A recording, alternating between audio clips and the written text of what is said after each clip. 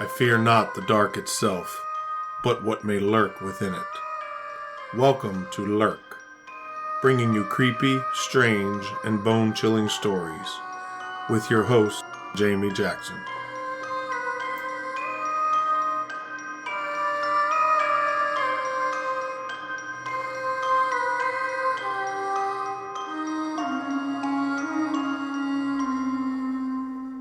Hey lurkers, welcome to this week's episode of Lurk, where we dive into the strange, the spooky, and the downright unexplained.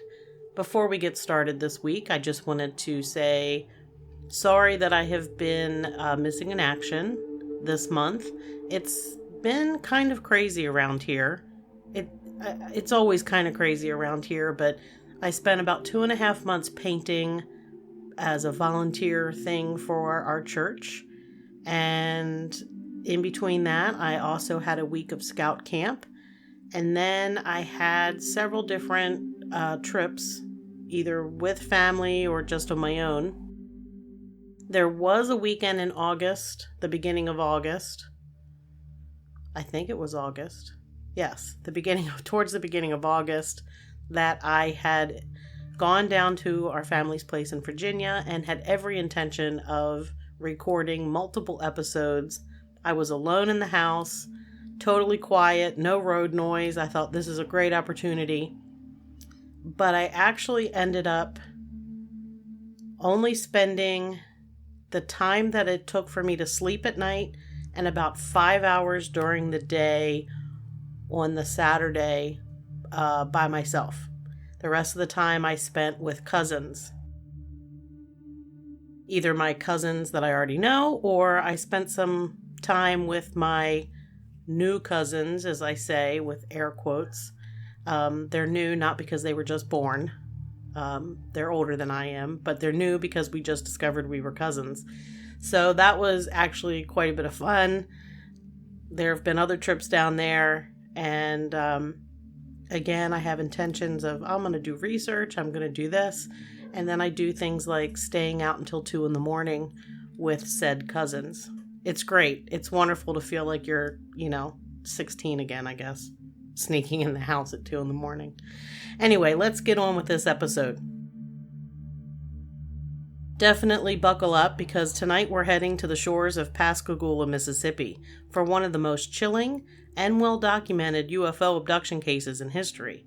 The Pascagoula UFO incident of 1973 that changed the lives of 2 fishermen forever. So grab a flashlight and let's venture into the unknown. It's October 11th, 1973, in Pascagoula, a small coastal city in Jackson County, Mississippi, where the Pascagoula River meets the Gulf of Mexico. The air is warm, typical for a southern fall evening, with a gentle breeze carrying the salty scent of the Gulf.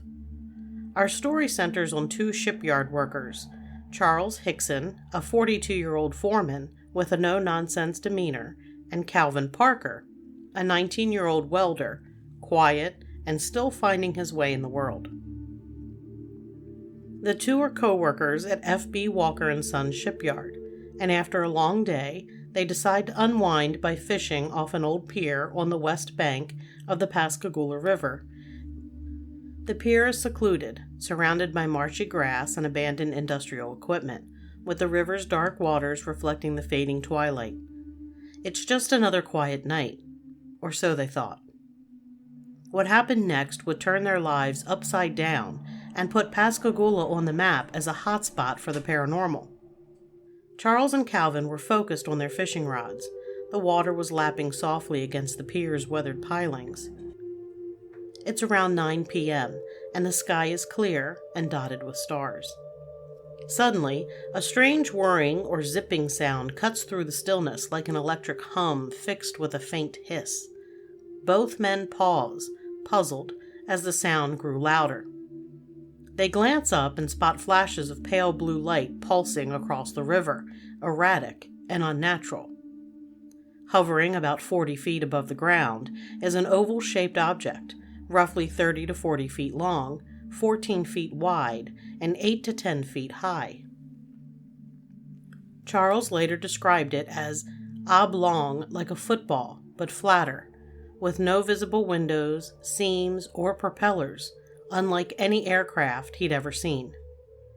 The craft emits a soft, otherworldly glow, its surface a dull metallic gray, and it hovers silently except for that faint hissing hum. Calvin, wide-eyed, said it looked like nothing human-made, its blue lights casting an eerie shimmer on the water below. Before the men can react, a rectangular opening, about 5 feet wide, appears on the side of the craft, emitting a blinding white light. From its opening emerge 3 bizarre creatures, unlike anything in science fiction or folklore. These aren't your typical little green men. They're not even your typical big-eyed gray aliens. They're humanoid, but grotesque, standing about 5 feet tall, with gray, wrinkled skin that Charles compared to an elephant's hide. Their heads are bulbous, with no discernible necks, and feature 3 carrot-like protrusions, one above each eye socket, and one where a nose might be.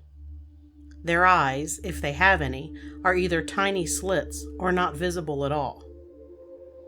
Their mouths are thin, lipless gashes, giving a robotic impression. Instead of hands, they have mitten-like or crab-like pincers, and their legs are fused or rigid, ending in rounded stubs. Most unsettlingly, they don't walk. They glide or float just above the ground, moving in a jerky, mechanical manner.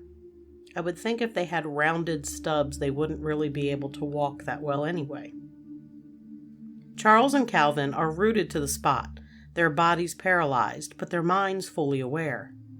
Charles described feeling a tingling sensation, like a mild electric shock, as the creatures approached. 2 of them seized Charles by his forearms, their pinchers clamping down with surprising strength, while the third grabs Calvin, who is trembling and on the verge of fainting. The men are lifted off the ground, their feet dangling, and floated towards the craft's glowing opening. Calvin later recalled his terror, saying, "I thought I was going to die right there on that pier." Charles, trying to stay calm, noticed the creature's touch was cold and their movements precise, almost as if they were programmed. Inside the craft, the environment is stark and alien. Well, of course, it's an alien spaceship. The interior is brightly lit, with smooth, seamless walls that seem to glow from within. There are no visible controls, seats, or instruments, just a sterile, featureless space.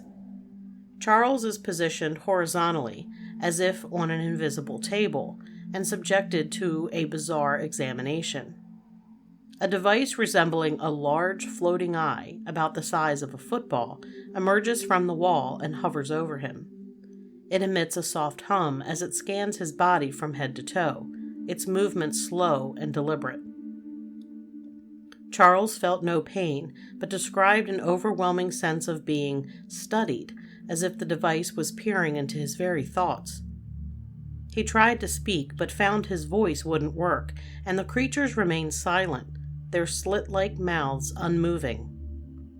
Calvin, meanwhile, is in a separate part of the craft, though he can't see Charles.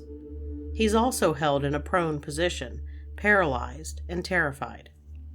He described feeling sharp, needle-like sensations in his arms and legs, as if being probed or injected. Unlike Charles, Calvin's fear overwhelmed him, and he briefly lost consciousness, only to come to with the same floating eye device scanning his face. He later said he felt like the creatures were inside his head, extracting memories or emotions. The air inside the craft was heavy, with a faint metallic odor, and the temperature was cool, almost clinical. The ordeal lasts approximately 20 to 30 minutes, though time feels distorted to both men. Without warning, they're floated back to the pier and deposited exactly where they stood before. Charles lands upright, still tingling from the paralysis, while Calvin collapses in a heap, sobbing and hyperventilating. The craft's rectangular opening seals shut, and the object ascends rapidly, its blue lights pulsing before it vanishes into the night sky at an impossible speed. The whirring sound fades, leaving only the sound of the river and the men's ragged breathing. Shaken to their core, Charles and Calvin stumble to their truck, their fishing gear forgotten. Charles, the more level-headed of the two, insists they report what happened. They first call Keesler Air Force Base in nearby Biloxi, but the operator dismissively tells them the Air Force doesn't deal with that stuff. Desperate, they drive to the Jackson County Sheriff's Department around 10:30 p.m. and recount their story to Sheriff Fred Diamond and Captain Glenn Ryder. The officers are skeptical, suspecting a prank or alcohol-fueled hallucination, but both men are stone-cold sober and visibly traumatized. Calvin, in particular, is barely coherent, his hands shaking as he describes the creatures.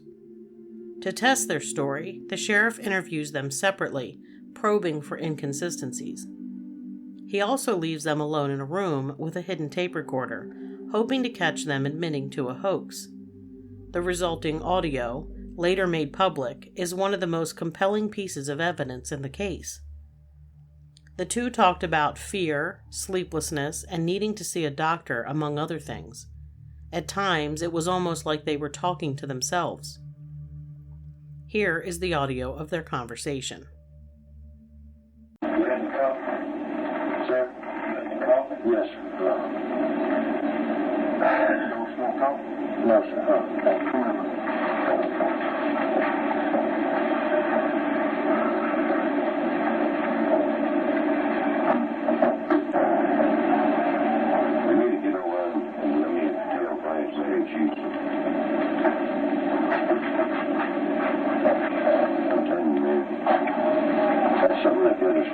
Down to death, you know. Jesus Christ. You hear about something like that, but you can't believe it. Yeah, you hear about it. I know, I know. There is something the United States could have up there. No, it is. No, it's really that wouldn't have done no about what we see, though. Not what we see. It's something, and the Air Force and all know it's up there too, see. And this ain't gonna be the only time this gonna happen again. This season, I like to have a heart attack tonight, ain't she? Well, I know. One damage. I know it scared me to death too, something. I'm just laying there crying right now. I can't tell. I know that. It's something that you can't get over in a lifetime, you see. Jesus Christ. What's so damn bad about it? Nobody's leaving. That's what I thought. I had been through enough of hell on this earth, and now I have to go through something like that, see. But they could have, you know, I guess they could have harmed us, son. They had us, they could have done anything to us if they didn't hurt me. Right, why they just picked us? I don't know.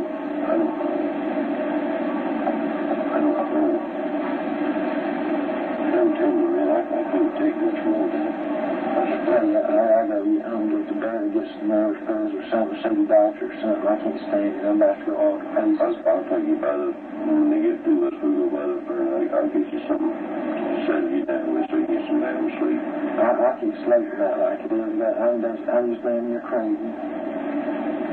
But Cal, when they brought you out of that damn thing, and when they brought me out, well, I like to know when the hell, you know. God damn, I like to know when the hell got you straightened out, man. When they marked, I remember my heart, they just froze out just like that, and I couldn't move, just like I stepped on a damn rattlesnake. They didn't do me that way, though. I passed out. That's the first time I ever passed out in my life. And except for any medical records, and I've never seen nothing like that before in my life. You can't make people believe that, though. I don't know, so you're going to believe it not, because I know. They better wake up and start believing. Damn right. They better wake up and start believing. Damn right. Listen, I seen it. I can't figure out the damn door. You see how that door will come around on that side of the church? Yeah, I don't know how to open, son. I don't know. I didn't see no door swing. I don't know how to open. I don't know how to open. Shit on it. All right, well, you see something, and look around, them damn blue lights and them son of bitches are just like that, they come out. Yeah, I know. You can't believe it. You can't make people believe it. I paralyzed right there. I couldn't believe it. They won't believe it one of these days. They won't believe it one of these days. Might be too late. I knew all along there was people from outer worlds up there. I knew all along. I never thought it would happen to me. You know yourself, I don't brag. I know that. I ain't son of that. And you got accused of being on that boat and everything else, but I know I ain't. Very little I drink. I drank some while ago when I got out of that damn thing to settle my damn nerves. Hey, that's because I took you there. I told you one thing. I'll probably take me a couple of drinks when I get to the house and make me sleep. Tell you something, if I thought it had my nerves, I'd go grab something right now. When I get to the house, I'm going to get me another drink to make me sleep. I can't. There's something I want to do for you. What are we waiting on? I got to go tell Blaine something. What did it say we had to wait on? I got to go to the house. I don't sit here and get sit down and see. I'm getting sick right here and see. I got to go to the house. Wait a minute, let me go talk.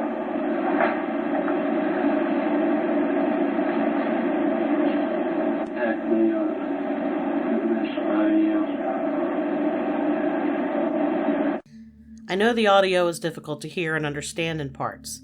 At one point, Charles said, "Jesus Christ, God have mercy. I thought I'd been through enough of hell on this earth, and now I've got to go through something like this. See, but they could have, I guess they could have harmed us, son. They had us. They could have done anything to us, but they didn't hurt me." Calvin Parker spoke mainly about his anxiety. "I just want to cry right now," he said. "What's so damn bad about it is nobody's going to believe us. I gotta get home and get to bed and take some nervous pills or something. See a doctor or something. I can't stand this. I'm about to go all to pieces. I can't sleep like it is. I'm damn near crazy." The two continue talking.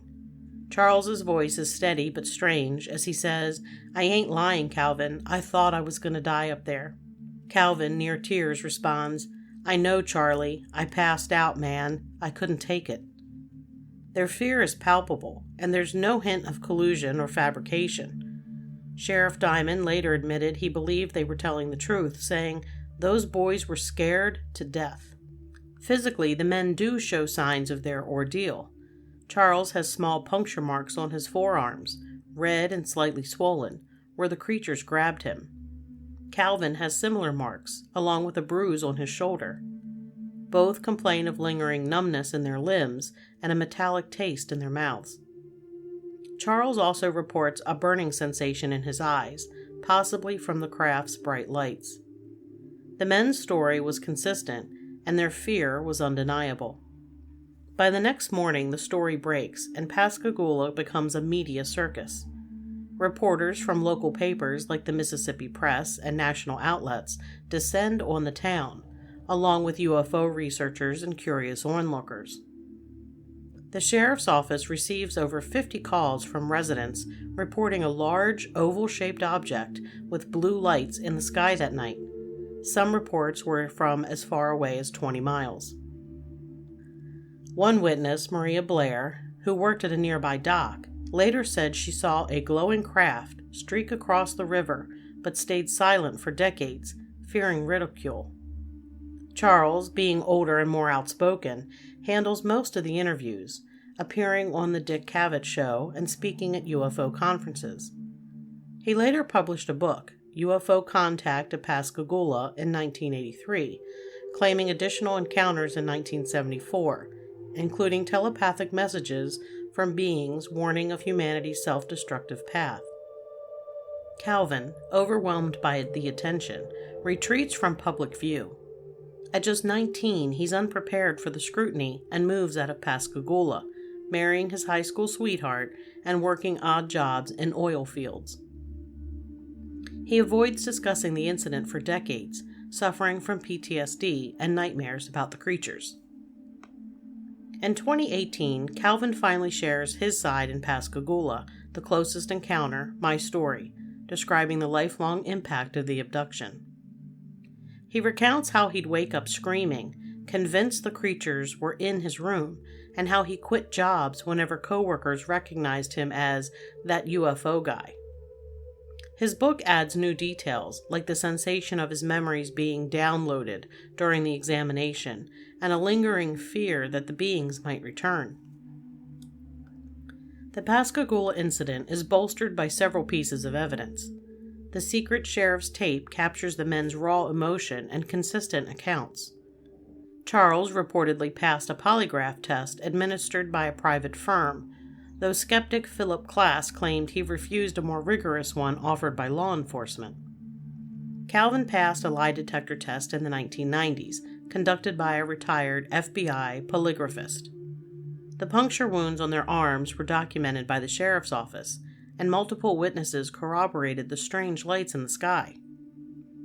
Dr. J. Allen Hynek, a renowned astronomer and UFO investigator, interviewed the men within 36 hours alongside Dr. James Harder from UC Berkeley. Hynek, initially a skeptic, concluded they had a genuine terrifying experience and noted their physical and emotional distress. Harder suggested the men might have been exposed to low-level radiation based on their symptoms, though no tests were conducted to confirm this. Skeptics, led by Philip Klass, offered alternative explanations. Klass argued the incident could be a hoax, pointing to minor discrepancy in Charles's retellings, like the exact number of creatures or the craft's size. He suggested Calvin, being young and impressionable, might have been influenced by Charles' vivid imagination. Another theory proposed sleep paralysis with hypnagogic hallucinations triggered by exhaustion or stress. Some speculated the craft was a secret military prototype, possibly from the nearby Keesler Air Force Base, though no known 1973 technology matches the description. Natural phenomena like ball lightning were also floated, but the men's detailed accounts and corroborating witnesses make these explanations feel pretty thin. The Pascagoula incident remains a cornerstone of UFO lore, often compared to the 1961 Betty and Barney Hill abduction for its credibility and detail. We covered Betty and Barney Hill in episode 24, so go back and listen to that if you haven't already, or if you just want a refresher. The incident in Pascagoula triggered a wave of UFO sightings across the United States in 1973 and 1974, with Pascagoula dubbed the UFO capital of Mississippi. In 2019, the city erected a historical marker at the abduction site near Lighthouse Park, calling it one of the best documented alien abduction cases. Calvin attended the unveiling, tearfully saying he wished he could be buried under the plaque to prove his story was true. The case has been featured in documentaries like Netflix's Files of the Unexplained in 2024, History Channel's UFO Hunters, and various podcasts. Charles passed away in 2011 at the age of 81, steadfast in his account. Calvin died in August of 2023 at the age of 68 after battling kidney cancer, still haunted by the event but adamant that it had happened. So what happened on the pier? The creatures Charles and Calvin described are unique. No big-eyed grays here. Their robotic, crab-like appearance has led some to speculate they were drones or bioengineered entities, perhaps scouts for a larger intelligence. Others propose an interdimensional origin, given their gliding movement and the craft's seamless design. There are claims that Charles received a telepathic warning about humanity's environmental and moral decline, a theme common in some abduction cases. Could the encounter have been a cosmic wake-up call? Skeptics might argue it was a shared hallucination or a psychological episode, but the physical marks, consistent stories, and multiple witnesses challenge that view. A military craft seems unlikely, as no 1973 technology could hover silently or move at the speeds described. At least, the ones we know about. The truth is, we don't really know, and that's what makes this case so compelling. Charles and Calvin carried the weight of that night for the rest of their lives, their trauma a testament to something extraordinary. Whether extraterrestrial, interdimensional, or something we can't yet comprehend, the Pascagoula incident forces us to confront the limits of our understanding. The universe is vast, and we're just scratching the surface of its mysteries. The Pascagoula UFO incident is a haunting reminder that sometimes reality is weirder than we can even imagine. Next time you're fishing under the stars and hear a strange hum, maybe take a quick peek at the sky, just in case. That's it for this episode of Lurk. You can find us on Spotify, iHeartRadio, or at lurkpodcast.com, where we've got episodes, a blog, a newsletter sign-up, and a new section for co-hosts and team members. If you dig the show, tell everyone you know. I didn't mean for that to rhyme, but there you have it. And if you've got a sec, maybe drop us a 5-star review. And until next time, make sure you keep watching the sky and keep lurking.